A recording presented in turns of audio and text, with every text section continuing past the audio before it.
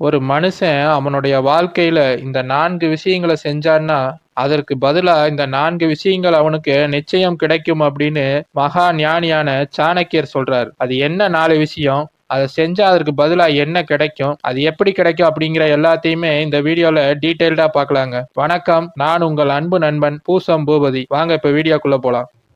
சாணக்கியர் சொல்ற முதல் விஷயம், ஒருவனுடைய விடாமுயற்சி அவனுடைய வறுமையை முடிவுக்கு கொண்டு வந்துவிடும் அப்படின்னு சொல்றார். ஒருவனுடைய விடாமுயற்சி எப்படி ஒருவனுடைய வறுமையை முடிவுக்கு கொண்டு வரும்? ஒரு மனுஷன் விடாம முயற்சி பண்ணும்போது, அதுல தன்னை வளர்த்தி கொண்டு, அதன் மூலமாக தோல்விகளை படிகளாக்கி வெற்றிகளை பெறும்போது அவன் புகழடைகிறான். அந்த புகழ் வரும்போது அவனுக்கு பணம், செல்வம் தானாக வந்து சேர்ந்து விடுகிறது. இதன் மூலமா ஒருத்தனுடைய விடாமுயற்சி தான் அவனுக்கு அந்த செல்வத்தை கொண்டு வந்து சேர்க்கிறது. இந்த பழக்கம் அவனுக்கு இருக்கிற வரைக்கும் அவன் வாழ்க்கையில வறுமையே வராது.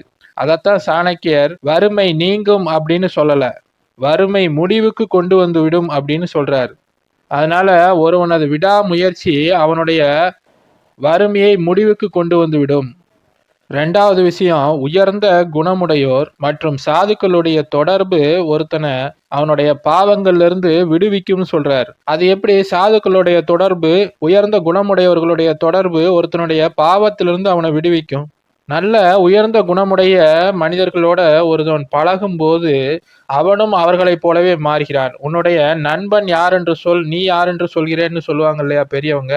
அந்த அடிப்படையில நீங்க ஒரு நல்ல குணமுடைய மனிதர்களுடைய சாதுக்களை போய் நீங்கள் பின்பற்றும் போது அவர்களுடைய செயல்பாடுகளைப் போலவே நீங்களும் செய்ய ஆரம்பிப்பீங்க. அப்ப உங்களை மறந்தே நீங்க பாவ காரியங்களிலிருந்து கொஞ்சம் கொஞ்சமாக விலக ஆரம்பிப்பீங்க. நீங்க செய்யற விஷயங்கள் எல்லாமே நல்ல விஷயங்களாக மாறும்.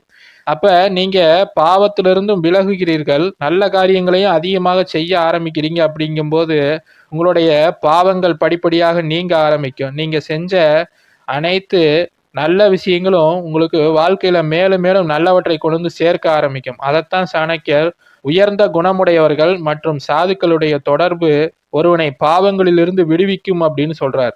3வதாக, தேவையில்லாத விரோதத்திலிருந்து மௌனம் ஒருவனை பாதுகாக்கும் அப்படின்னு சொல்றார். அது எப்படிங்க விரோதத்திலிருந்து மௌனம் ஒருத்தனை பாதுகாக்கும் அப்படின்னா, திருவள்ளுவர் கூட சொல்லியிருக்காரு, நாவடக்கம் மிக முக்கியம் அப்படின்னு. அப்ப ஒரு மனுஷன் ஒரு சின்ன சின்ன விஷயங்களுக்கெல்லாம் கோவப்பட்டு எடுத்தெறிஞ்சு பேசும்போது, ஒருத்தர் ஒரு விஷயத்த சொல்லும்போது இவன் உணர்ச்சி வசப்பட்டு அதுக்கு இவன் கோவத்துல ஒரு பதில் கொடுக்கும்போது தான் அது ஒரு தேவையில்லாத ஒரு விரோதத்தை உண்டு பண்ணுது. அதனால தனக்கு சாதகமில்லாத ஒரு விஷயத்துல ஒரு மனுஷன் தேவையில்லாத அந்த பிரச்சனையை வளர்க்காம மௌனமாக இருந்துட்டான் அப்படின்னா அந்த விஷயம் அங்கேயே முடிஞ்சு போயிடும். அதனால தேவையில்லாத விரோதங்கள் உருவாகுவது தடுக்கப்படுகிறது. அதைத்தான் சாணக்கியர் தேவையில்லாத விவாதத்திலிருந்து மௌனம் ஒருவனை காப்பாற்றும்னு சொல்றார். 4வதா, தொடர்ந்த எச்சரிக்கை உணர்வு ஒருவனை பயத்திலிருந்து விடுபட உதவும்னு சொல்றார். எச்சரிக்கை உணர்வு எப்படி ஒருத்தனை பயத்திலிருந்து விடுபட உதவும்? நம்ம ஒரு இடத்துக்கு பயணம் பண்ணி போறோம் அப்படின்னா, நம்மளுடைய வண்டியில பெட்ரோல் சரியா இருக்கா? நம்ம வண்டியில பிரேக் சரியா இருக்கா? அப்படிங்கிறத நம்ம செக் பண்ணிட்டு, நம்ம வண்டிய மாசம் மாசம் சர்வீஸ் பண்ணி வச்சிருந்தோம்னா, நம்ம ஒரு தூர இடங்களுக்கு பயணம் செய்யும்போது பயமில்லாமல் பயணம் செய்யலாம். நம்ம ஒரு வீட்டிற்கு பாதுகாப்பான ஒரு பூட்டு, பாதுகாப்பான ஒரு கதவு வைத்திருந்தோம்னா, அது ஒரு பாதுகாப்பை கொடுக்கும் அப்படின்னு நம்பி பயமில்லாம நம்ம அந்த வெளியூருக்கு போகலாம். இது மாரி நம்ம செய்யக்கூடிய ஒவ்வொரு விஷயங்கள்லயுமே நம்ம எச்சரிக்கையாக செயல்படும்போது, அந்த பயம் அப்படிங்கிறது நம்மகிட்ட இருந்து கொஞ்சம் கொஞ்சமா விடுபட ஆரம்பிக்கும். தான் செய்யக்கூடிய விஷயங்கள்ல சரியில்லாம, பாதுகாப்பு இல்லாத விஷயங்களை செய்பவன் தான் பயந்து கொண்டே இருப்பான். எச்சரிக்கை உணர்வோட நடந்துக்க ஆரம்பிக்கிறவன் எப்பயுமே பயத்திலிருந்து கொஞ்சம் விலகியே இருப்பான். அதைத்தான் சாணக்கியர் தொடர்ந்து எச்சரிக்கை உணர்வோடு இருக்கிற ஒருவன் பயத்திலிருந்து அவனை விடுவிக்க உதவும் அப்படின்னு சொல்றார். இந்த 4 விஷயங்களை ஒரு மனுஷன் செஞ்சுட்டு வரும்போதே அவனுக்கு இந்த 4 விஷயங்கள் கிடைக்க ஆரம்பிக்கும். அது என்னன்னா, விடாமுயற்சியை ஒரு மனிதன் செய்யும்போது அவனுக்கு வறுமை நீங்கும், உயர்ந்த குணமுடையோரோடு சேரும்போது பாவம் விலகும், தேவையில்லாத விரோதத்திலிருந்து மௌனம் ஒருவனை பாதுகாக்கும், எச்சரிக்கை உணர்வோடு இருக்கிறவனுக்கு பயம் விலகும்.